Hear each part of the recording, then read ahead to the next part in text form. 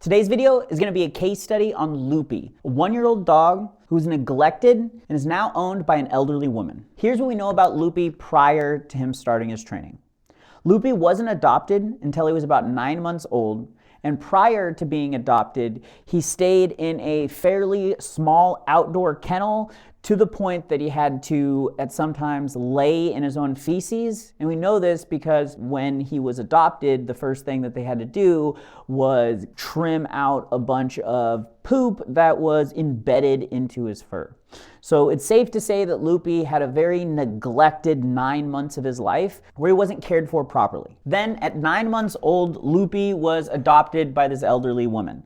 And that's awesome. We're super happy that he was able to find a home. But from Loopy's perspective, he went from a 200 square foot home to a 2,000 square foot home, which for me and you isn't a lot, but for Loopy, his world just expanded 10 times. When you get exposed to a lot of new things as a 9-month-old dog that's starting to go through puberty, that's no longer a puppy, but an adolescent dog, the adolescent dog has a natural self-preservation and fear response, and that creates a fear-aggressive, or at the very least fear-reactive dog that does not want to engage with the world because the world is a scary place. And when you combined a 9-month-old, potentially fear-aggressive dog with an elderly woman that cannot physically control this dog, unfortunately you get a recipe for disaster. Because when she did attempt to take him out for walks, any new piece of information that he was receiving was expanding his world by multiple times. And since for the entirety of his life he was essentially a feral dog,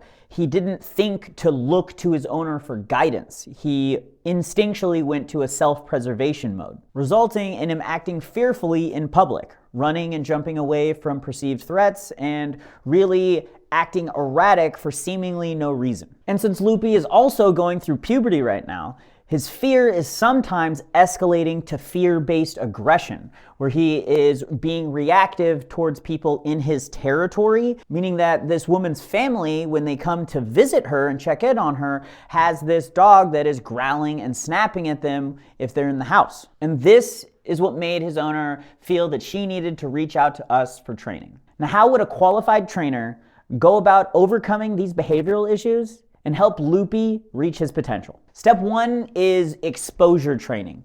We need to provide as much enrichment and exposure to as many things as possible for Loopy.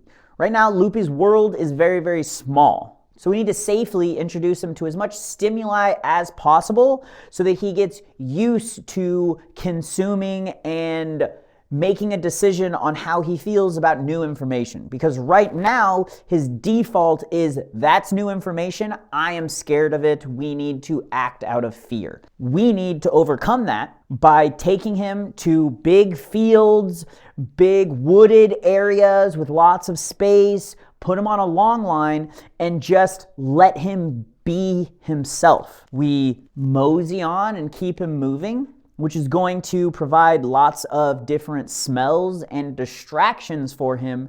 And we want to encourage him, by not really giving him any feedback, to engage with his environment. Dogs will naturally be curious and want to engage, especially with smells. And the most important thing for a dog like Loopy is to allow him to engage with these, because he's scared to engage with things. So if I try to control him and do obedience for him to start out, I'm not going to address the fact that he's scared to engage with things. So put him on a long lead and expose him to as many different senses and parts of the world as possible so that he's used to experiencing new things and realizing that not everything out here in the world is trying to harm him. Now, as Loopy is getting more comfortable in these various environments on the long lead, I need to provide structure and a form of communication for him. When he is getting to the end of the long lead, within reason,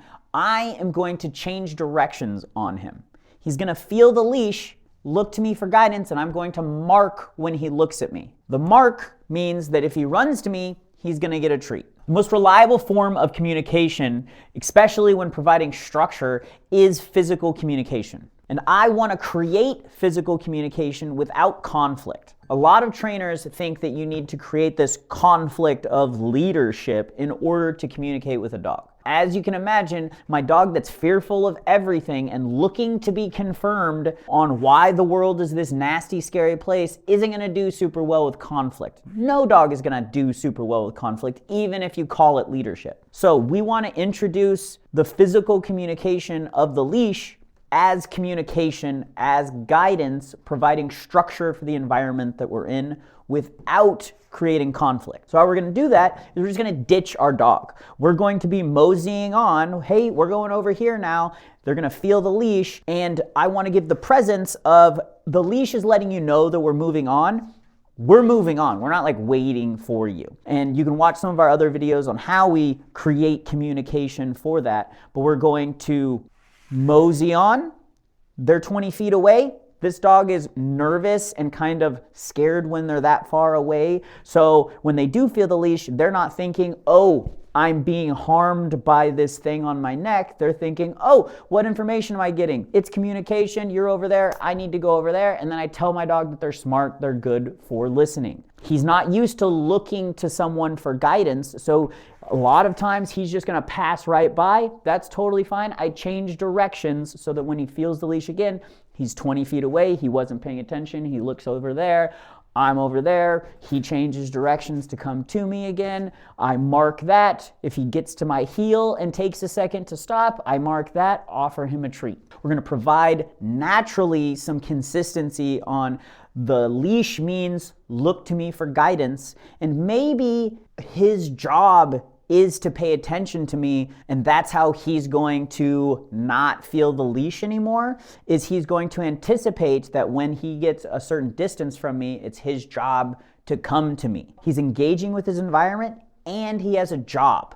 Over time, putting the time into these spaces, he's going to be happy, healthy, and confident because he understands what's going on in this area. He's not making it up or confused. I provided the communication and structure for him to feel comfortable in this environment, and that's going to apply to different environments that are similar in structure. So I don't do this just in one space. I do this in multiple spaces. A lot of people say you need to do your training in your house before you do it elsewhere. I personally don't think so. I think you need to get out of your house and you need to organically teach it with structure and communication and not with conflict. But you still do want to train inside your house. And the training that we do inside our house is what I call active obedience. Active obedience is our lure training, which is our visual communication. Leash training is our physical communication, and lure training is our visual communication. When we are doing active obedience, we are teaching our dog practical tricks that we can use in our various environments, and it's easiest to introduce them with low-level distraction, which is why we do it inside the house to start. And what we want is a positive association with playing this active obedience game with our dog. When I call my dog to come, what I'm doing is I'm calling them to active obedience until they are released. So for the first week or so with Loopy, what we're going to be doing is inside the home, we're going to be working on active obedience and considering it a game of positional drills.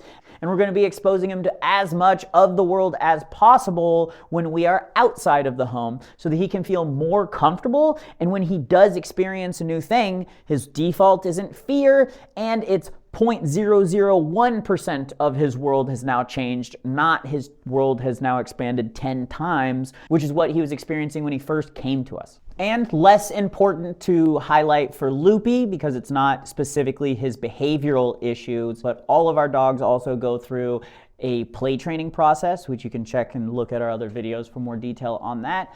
And we do pack integration. All dogs, especially adolescent aged dogs, should get together with a pack because a healthy pack of dogs will take a nervous or fearful dog into a socially healthy dog by allowing them to adapt the qualities of the pack. At the making of this video, Loopy is 2 weeks into a 3-week board and train, and we couldn't be happier with where he is right now. But that doesn't mean that he is cured of his behavioral issues. It doesn't mean that he's never going to be scared of anything again. Quality dog training is about providing structure and clear communication for our dogs so that no matter what situation we put them in, they understand what's going on, they understand what their job is, and they feel comfortable looking to you for guidance. Dog training is a drip feed-like process where you provide structure and communication for your dog, and you incrementally introduce more practical skills and challenges that ultimately set my dog up for success. This has been a case study on Loopy, the 1-year-old double-doodle who was neglected and then developed fear aggression, and how a qualified dog trainer should go about overcoming behavioral issues like Loopy's to help them reach their potential. If you have any questions or you'd like to support the training of abandoned dogs, you can reach out to us on our social medias and consider becoming a patron at abandonmentprevention.com, where 100% of the proceeds goes towards training abandoned dogs. Thanks for watching.